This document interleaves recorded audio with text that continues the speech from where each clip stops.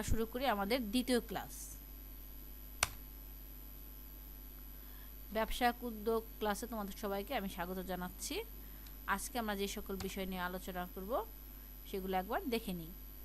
তাহলে দেখি আমরা কি কি বিষয় নিয়ে আলোচনা করব। আজকে আমাদের আলোচ্য বিষয় রয়েছে পরিকল্পনা কাকে বলে, পরিকল্পনার গুরুত্ব বা প্রয়োজনীয়তা, একটি উত্তম পরিকল্পনার বৈশিষ্ট্য, পরিকল্পনা প্রণয়নের বিবেচ্য বিষয়সমূহ, আর হচ্ছে একাত্মক ও স্থায়ী পরিকল্পনা কাকে বলে। ঠিক আছে, তো চলো আমরা সরাসরি ক্লাসে চলে যাই। প্রথমে আমরা দেখব পরিকল্পনা কাকে বলে। আসলে পরিকল্পনা কি? স্বাভাবিকভাবে যদি আমরা বলতে যাই সাধারণ ভাষায়, সেটা হচ্ছে যে ভবিষ্যতে কি করা হবে তার একটা অনুমান করা, অনুমান নির্ভর, এটা হচ্ছে পরিকল্পনা। অর্থাৎ ভবিষ্যতে কি করব, সেটার ফলাফল কীরকম হবে, তার যে একটা মনের মধ্যে একটা ছায়া সৃষ্টি করা, সেটাই হচ্ছে পরিকল্পনা।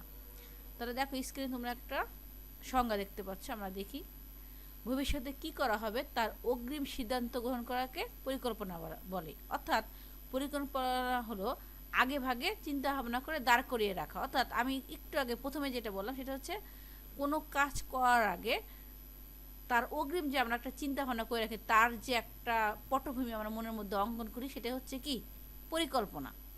ঠিক আছে, তারপরে দেখো পরিকল্পনার গুরুত্ব বা প্রয়োজনীয়তা। আসলে পরিকল্পনার গুরুত্ব বা প্রয়োজনীয়তা এটা অনেকগুলো পয়েন্ট আছে। তার মধ্যে উল্লেখযোগ্য বা বিশেষ বিশেষ যে পয়েন্টগুলো রয়েছে সেগুলো নিয়ে আমরা আলোচনা করব। ঠিক আছে, সবগুলো আলোচনা যদি আমরা করতে যাই আমাদের সময় লাগবে।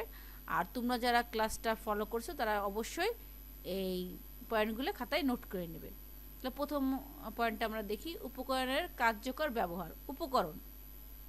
উপকরণের কার্যকর ব্যবহারের সাথে পরিকল্পনার গুরুত্বের কী সম্পর্ক? দেখো, আমরা যদি পরিকল্পনা না করি তাহলে এক কথায় যদি আমরা বলতে যাই সেটা হচ্ছে পরিকল্পনা ছাড়া প্ল্যান বা পরিকল্পনা ছাড়া কোনো অগ্রগতি হচ্ছে মাঝিহীন যে নৌকা, এরকম একটা অবস্থা। মানে আমাদের কোনো নির্দিষ্ট পরিকল্পনা নাই, যাযাবর টাইপের। তাহলে উপকরণের কার্যকর ব্যবহারের সাথে কী সম্পর্ক? আমরা যে পরিকল্পনাই করি না কেন, যে সেই ব্যবসাটা যে ধরনের হোক না কেন, প্রত্যেকটা ব্যবসার কিছু উপকরণ থাকে। সেই উপকরণগুলোকে নিয়ে অগ্রিম আমরা কিভাবে চিন্তা করব, কিভাবে কাজ করব, তার যে পটভূমি, এটা যদি আমরা আগে থেকে নির্ধারণ না করে রাখি তাহলে দেখা যায় আমাদের ব্যয় বেড়ে যাবে। আর ব্যয় যখন বেড়ে যাবে তখন কি হবে? আমাদের প্ল্যানিংটা ফলপ্রসূ হবে না। তারপরে দেখো উদ্দেশ্য অর্জনের সহায়তা। উদ্দেশ্য, আসলে সমস্ত পরিকল্পনার একটাই উদ্দেশ্য, সেটা হচ্ছে যে সফলতা লাভ করা। এখন আমরা যে কাজ করি না কেন, যে বৈধ কাজ আমরা করব, সেই বৈধ কাজে যদি আমরা সফলতা অর্জন করতে চাই তাহলে উদ্দেশ্য অর্জনের জন্য আমাদেরকে অবশ্যই একটা অগ্রিম ধারণা থাকতে হবে এবং অগ্রিম একটা ধ্যান ধারণা নিয়ে আমরা একটা পটভূমি তৈরি করে রাখবো। এটা হচ্ছে উদ্দেশ্য অর্জনে সহায়তা করবে। দক্ষতা বৃদ্ধি। দেখো, পরিকল্পনা যদি আমরা যদি আমাদের কর্মীদেরকে কাজে লাগাতে চাই তাহলে আমাদেরকে কর্মীদেরকে কীভাবে কাজে করাবো, কীভাবে সেটা কাজটা ফলপ্রসূ হবে, এর যে অগ্রিম চিন্তা ভাবনা, এটা যদি আমরা আগে থেকে করে রাখি তাহলে কি হবে? দক্ষতা বৃদ্ধি পাবে। সঠিক কার্যধারা অনুসরণ। এখন সঠিক কার্যধারা যদি আমরা অনুসরণ করি তাহলে আমরা হঠাৎ করে যখন একটা কাজে হাত দেবো কোনো চিন্তা ভাবনা ছাড়া, তখন সেখানে ভুল হওয়ার সম্ভাবনা অনেক। আর আমরা যদি আগে থেকে সেই ব্যাপারে চিন্তা ভাবনা করে রাখি, একটা প্ল্যানিং করে রাখি, তাহলে কি হবে? সেটা অনুসরণ করা সহজ হবে। ঝুঁকি ও অনিশ্চয়তার বিপক্ষে রক্ষা কবচ।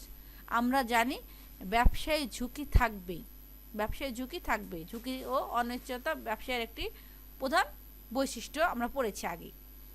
তাহলে এই ঝুঁকিটাকে একটু কমানোর জন্য বা ঝুঁকির অনিশ্চয়তাটাকে একটু কমানোর জন্য আমাদের অবশ্যই অগ্রিম পরিকল্পনা করতে হবে। আমরা যখন অগ্রিম পরিকল্পনা রেখে যাব তখন কিছুটা হলে আমাদের কি হবে? ঝুঁকি হ্রাস হবে। ব্যয় ও অপচয় হ্রাস। আমরা যদি পরিকল্পনা ছাড়া কোনো কাজে হঠাৎ করে হাত দিই, কোনো পরিকল্পনা প্ল্যানিং ছাড়াই, তাহলে সেখানে অপচয় বেড়ে যাবে, অপচয় হ্রাস করবে এবং ব্যয় অনেকটা কম হবে। সেক্ষেত্রে কী হবে? পরিকল্পনা গুরুত্বপূর্ণ ভূমিকা পালন করে। ভবিষ্যৎ দর্শন। আমরা যখন কোনো বিষয় নিয়ে পরিকল্পনা করব, তার একটা ভবিষ্যৎ ছায়া বা ছবি কিন্তু আমাদের চোখের সামনে ভেসে ওঠে। সেই অনুযায়ী আমরা কি করি, তার আমরা অনুমান করে বা কল্পনা করে একটা ঝুঁকি বা অপচয় এবং ভবিষ্যতে কি হতে পারে না হতে পারে এগুলোর একটা ছবি আমাদের চোখে যখন ভেসে ওঠে, তখন আমরা ভবিষ্যৎ সম্বন্ধে একটা ধারণা লাভ করতে পারি। এটাই হচ্ছে কি ভবিষ্যৎ দর্শন। ফলপ্রসূ নিয়ন্ত্রণ। উপরোক্ত যে বিষয়গুলো নিয়ে আমরা আলোচনা করলাম, এগুলো যদি ক্রমান্বয়ে বা সঠিকভাবে আমরা পালন করতে পারি, তাহলে নিয়ন্ত্রণটা কি হয়, ফলপ্রসূ হবে। ঠিক আছে, ওকে। তারপর নেক্সট টপিকে চলে যাই। নেক্সট টপিক আমরা দেখতে পাচ্ছি পরিকল্পনা প্রণয়নে বিবেচ্য বিষয়সমূহ আলোচনা করো। পরিকল্পনা প্রণয়ন অর্থাৎ কোনো পরিকল্পনা করার আগে যে সকল বিষয়ের প্রতি আমরা দৃষ্টিপাত করব বা যে সকল বিষয়ের প্রতি আমরা বিশেষভাবে লক্ষ্য রাখবো, সেগুলো হচ্ছে বিবেচ্য বিষয়, অর্থাৎ যেসব বিষয়গুলো আমরা বিবেচনা করে পরিকল্পনা প্রণয়ন করব। ঠিক আছে, এখন দেখি আমরা কি কি বিষয়গুলো বিবেচ্য করব। প্রাতিষ্ঠানিক উদ্দেশ্য। দেখো, প্রত্যেক প্রতিষ্ঠানের উদ্দেশ্য কিন্তু এক না, এক একটা প্রতিষ্ঠানের উদ্দেশ্য এক এক রকম। সেই প্রতিষ্ঠানের উদ্দেশ্যের উপর ভিত্তি করে আমাদেরকে কি করতে হবে, পরিকল্পনা প্রণয়ন করতে হবে। সেই প্রতিষ্ঠানের কাঁচামাল কি হবে, গ্রাহক কি হবে, ক্রেতা কেমন হবে, কোন শ্রেণীর ক্রেতা হবে, এগুলোকে একটি কল্পনা এনে একটা সুন্দর ছক বা একটা প্ল্যানিং তৈরি করতে হবে। কৌশল। দেখো, বর্তমান যুগের যে ব্যবসার ক্ষেত্র, সেটা হচ্ছে প্রচুর প্রতিযোগিতামূলক একটি ক্ষেত্র। এই ক্ষেত্রে যদি আমরা টিকে থাকতে চাই, তাহলে আমাদেরকে অবশ্যই স্ট্র্যাটেজি বা কৌশল কি করতে হবে, অবলম্বন করতে হবে। যে উদ্যোক্তা, যে ব্যবস্থাপক যত বেশি সুন্দর কৌশল অ্যাপ্লাই করতে পারবে, সে কিন্তু অবশ্যই সে ব্যবসার ক্ষেত্রে ততটা সফলতা অর্জন করবে। অর্থাৎ পরিকল্পনা প্রণয়নের ক্ষেত্রে আমাদেরকে অত্যাধুনিক বা বৈচিত্র্যপূর্ণ বা নিত্য নতুন কৌশল কি করতে হবে, প্রয়োগ করতে হবে। নিয়োজিত কর্মীদের মান। দেখো, আমরা যত ভালো কাঁচামাল ইউজ করি না কেন, বা যত ভালো প্রযুক্তি ব্যবহার করি না কেন, আমাদের কর্মীদের মান যদি ভালো না হয়, তাহলে প্রোডাক্টের মান কি হবে না, ভালো হবে না, বা পণ্যের মান ভালো হবে না। আর পণ্যের মান যদি ভালো না হয়, তাহলে কি উক্ত যে আমাদের যে উদ্দেশ্য, সেই উদ্দেশ্যই সফলতা লাভ করবে না। অবশ্যই আমাদের কর্মীদের মানের দিকে বিবেচনা করেই পরিকল্পনা প্রণয়ন করতে হবে। নিম্ন স্তর ব্যবস্থাপনার মানসিকতা। নিম্ন স্তর ব্যবস্থাপনার মানসিকতাটা কি? নিম্ন স্তর ব্যবস্থাপনার মানসিকতা হচ্ছে, অনেক সময় দেখা যায় ব্যবস্থাপক মানসিকতাটা সেরকম উচ্চ লেভেলের হয় না। সে আসলে বহির্বিশ্ব বা প্রতিযোগিতা বা এই সম্বন্ধে তার একটা স্বচ্ছ ধারণা থাকে না, খরচের ব্যাপারে, বা এই তার মানসিকতাটা উচ্চ স্তরে থাকে না। আসলে কার জন্য প্রোডাক্ট তৈরি করবো, কে এটার ক্রেতা, কে এটার বিক্রেতা, এই সম্বন্ধে তার একটা উচ্চতা ধারণা থাকে না। এটা হচ্ছে ব্যবস্থাপনার নিম্ন স্তরের মানসিকতা। পরিকল্পনার আঙিনা। পরিকল্পনার আঙিনাটা কি?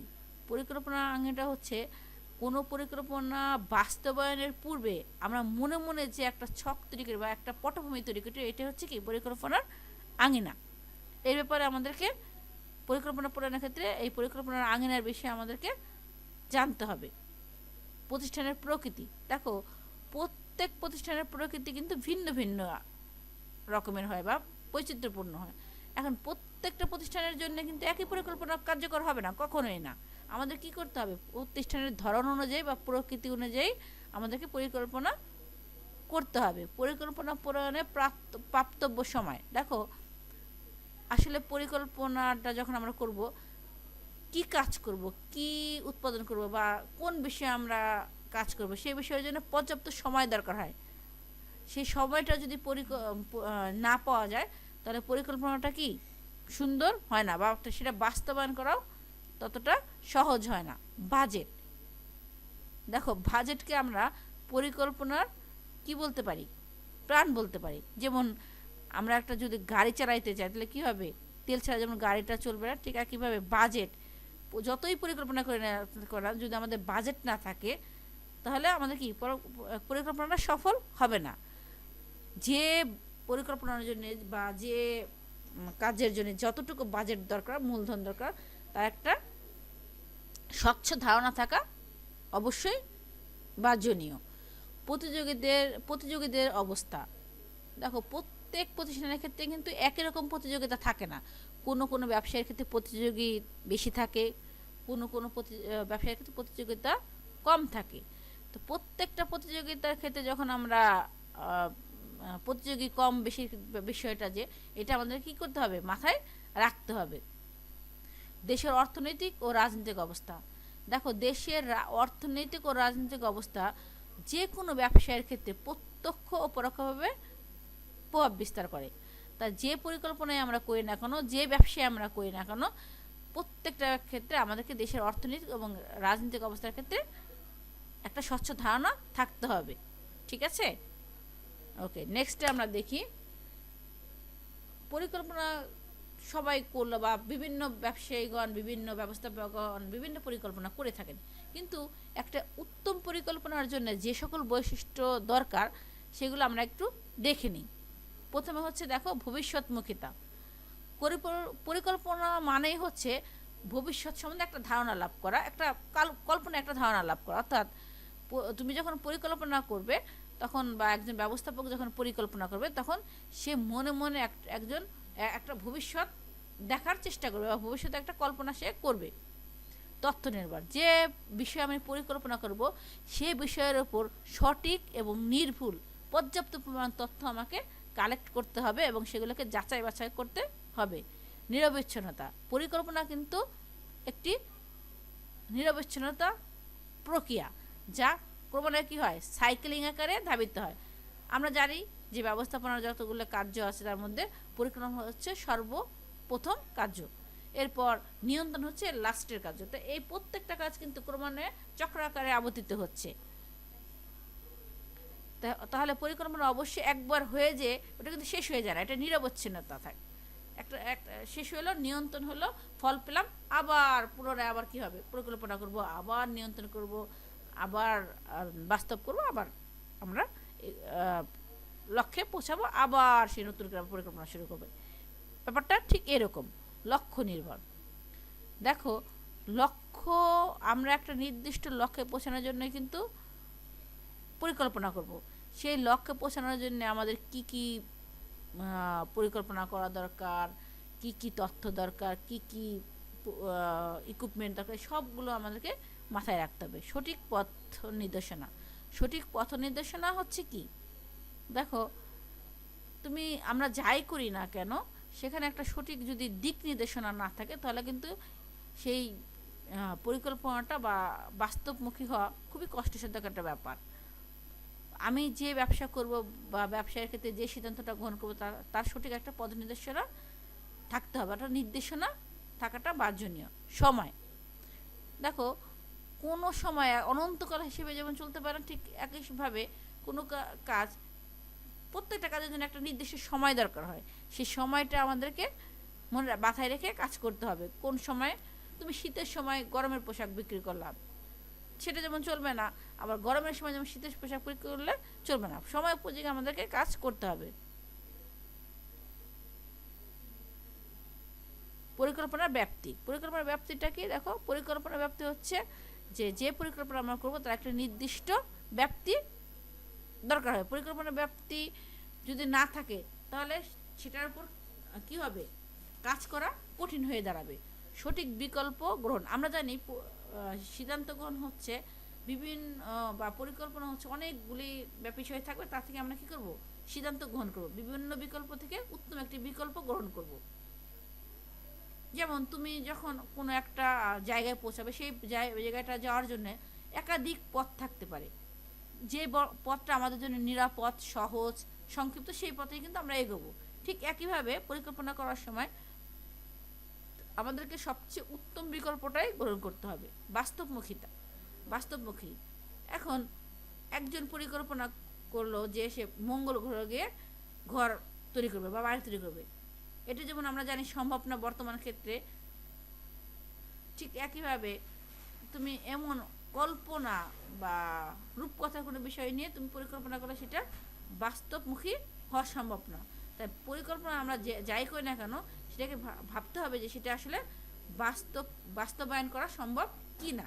নমনীয়তার কথাটার অর্থ হচ্ছে সহজে পরিবর্তনযোগ্য, যেটা সময়ের সময়ের চাহিদার ক্ষেত্রে বা প্রয়োজনের ক্ষেত্রে আমরা কী করতে পারবো, এটাকে পরিবর্তন করতে পারবো। তো ব্যবসায়ের ক্ষেত্রে পরিকল্পনা এমন হওয়া উচিত নয় যে এতটা কঠিন হওয়া যাবে না যে আমার প্রয়োজনের সময় আমি সেই পরিকল্পনাটাকে চেঞ্জ করতে পারতেছি না।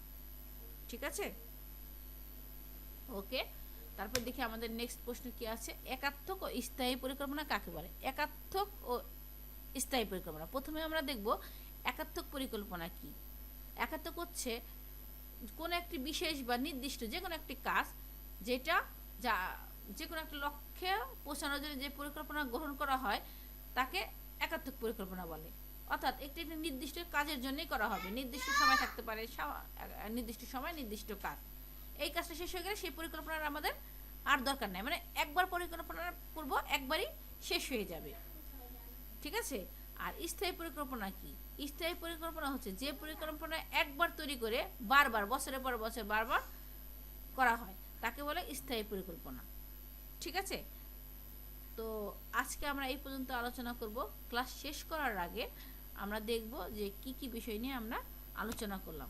চলো একবার দেখে নিই। আজকের আলোচনা বিষয়গুলো যেগুলো ছিল সেগুলো হচ্ছে পরিকল্পনা কাকে বলে আমরা আলোচনা করেছি, পরিকল্পনার গুরুত্ব বা প্রয়োজনীয়তা সম্বন্ধে আমরা জেনেছি, একটি উত্তম পরিকল্পনার বৈশিষ্ট্য জেনেছি, পরিকল্পনা প্রণয়নে বিবেচ্য বিষয়সমূহ নিয়ে আলোচনা করেছি, আর হচ্ছে একাত্মক ও স্থায়ী পরিকল্পনা কাকে বলে সে বিষয়ে আমরা জেনেছি।